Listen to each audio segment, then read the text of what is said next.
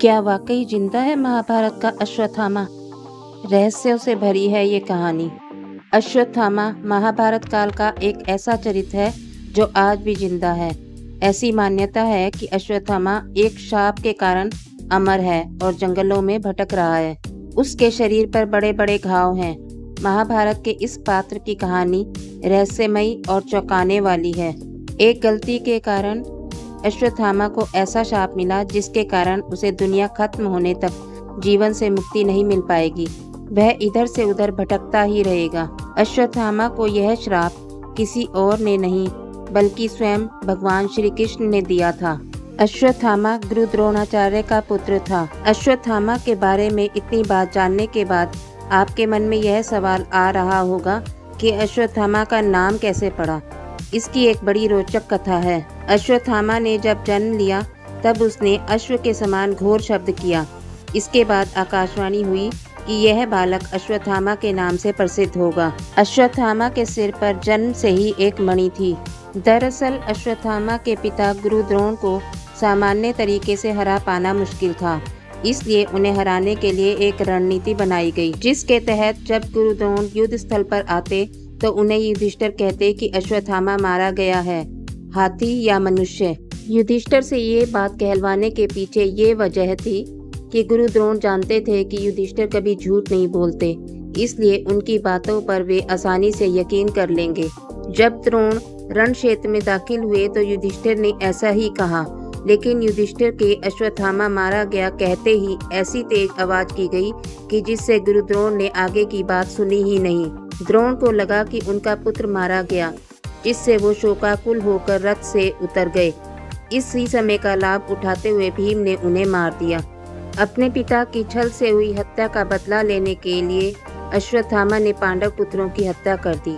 तब भगवान श्री कृष्ण ने उसे यह श्राप दिया। अश्वत्थामा ने अपने पिता गुरु द्रोण की मौत का बदला लेने के लिए बहुत ही गलत काम किया था।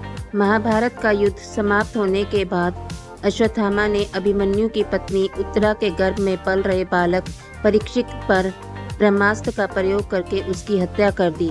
तब भगवान श्री कृष्ण सबसे अधिक क्रोधित हुए थे। तब भगवान कृष्ण ने अश्वत्थामा को यह शाप दिया था। उनका मानना था कि अश्वत्थामा का पाप सबसे बड़ा पाप है, क्योंकि उसने एक अजन्मे बालक की हत्या की है।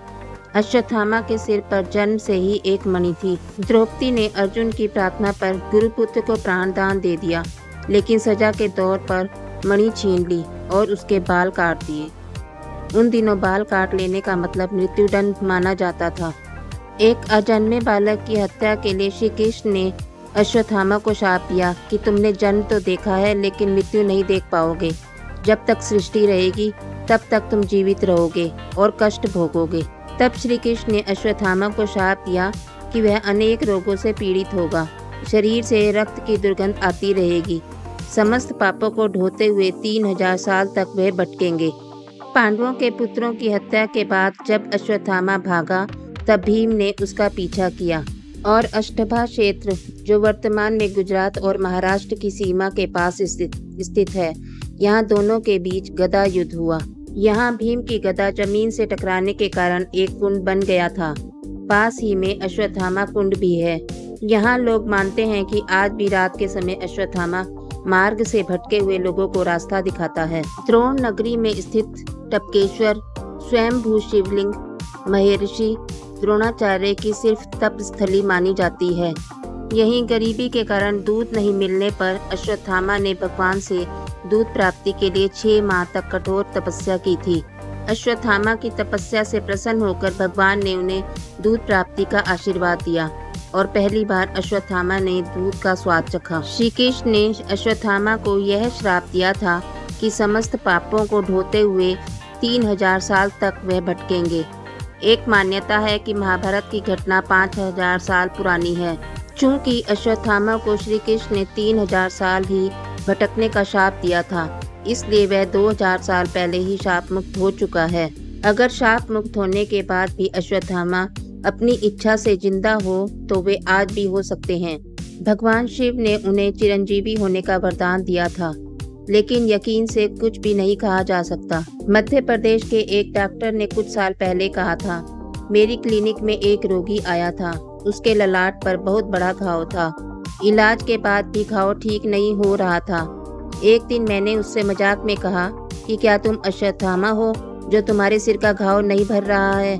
इतना कहते ही वह रोगी वहां से अदृश्य हो गया। उसे मेरे केबिन से निकलते हुए किसी ने भी नहीं देखा। ऐसी बातों को सुनने के बाद लगता है कि अश्वत्थामा अभी भी जिंदा है, लेकिन फिर भी सत्य रूप से कुछ भी नहीं कहा जा सकता। क्या आपने कभी अश्वत्थामा की इस रहस्यमयी कहानी के बारे में कुछ भी सुना है? यदि आप इसके बारे में कुछ भी जानते हैं तो कमेंट में अवश्य बताएं। आज के लिए बस इतना ही। मिलते हैं फिर किसी नई वीडियो में।